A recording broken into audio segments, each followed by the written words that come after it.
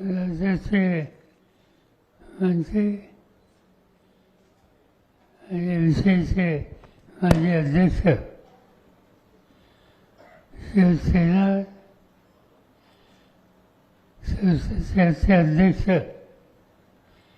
अजिंक्य नाईक, व्यासपीठाचे मान्यवर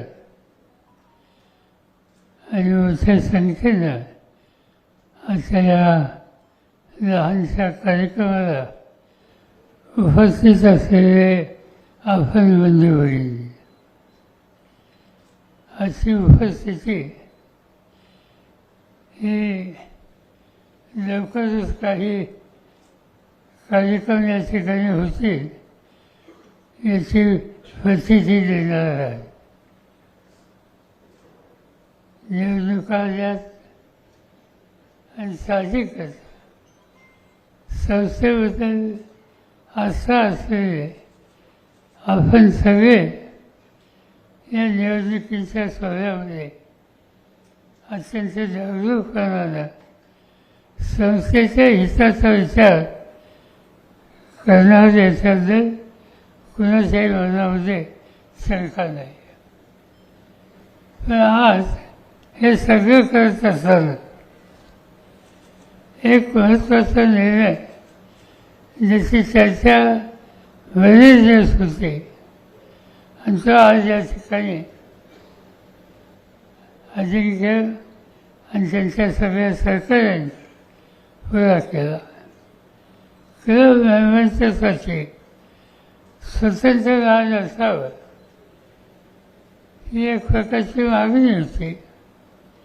कधी कुजबूज होती, कधी चर्चा याबद्दल होत असे. आज मुंबई क्रिकेट आणि त्याची खऱ्या अर्थानं शक्तिस्थानं काय आहेत याच्याबद्दल विचार केला तर हे मैदान क्लब असो यांना दुर्लक्षित करून आपण मुंबई क्रिकेट यांना कधी पुढे नेऊ शकत नाही.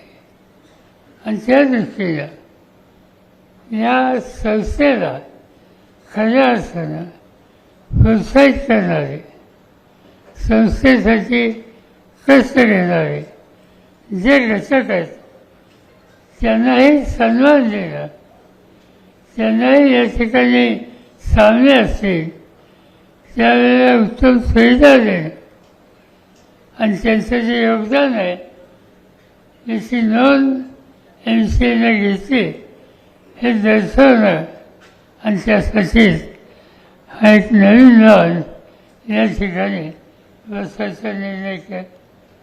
माझी खात्री आहे की याचा आनंद आपल्या सगळ्यांना मनापासून होईल.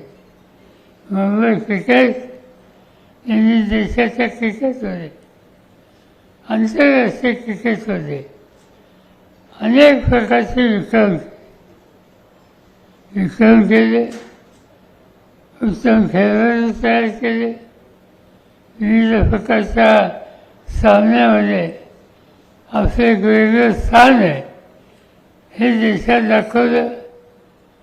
आणि ते दाखवण्याच्यामध्ये अनेक खेळाडू ज्यांचं योगदान आपण कधी विसरू शकत नाही. आणि अशा सगळ्यांचं खेळाच्या क्षेत्राच्या योगदानाची नोंद ही मुंबई क्रिकेटने जरूर घेतली. आणि म्हणून आपण बघतो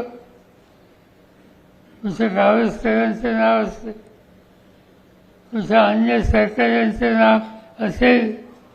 पण एक गोष्ट मला नेहमी तुझी आश्वस्त करायची की अनेकांनी काम उत्तम केलं, क्रिकेटमध्ये मुंबईचं नाव मोठं केलं, त्याची नोंद घेतली, ही चांगली गोष्ट आहे.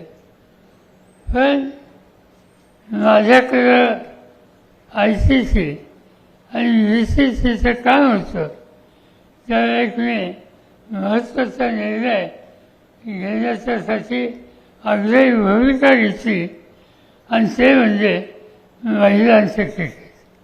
आणि आज महिलांच्या क्रिकेटमध्ये योगदान देणारे देश आणि आंतरराष्ट्रीय पातळीवरचे खेळाडू आपल्याबरोबर अनेक वर्ष असताना आपण त्यांचा विचार हा केला पाहिजे.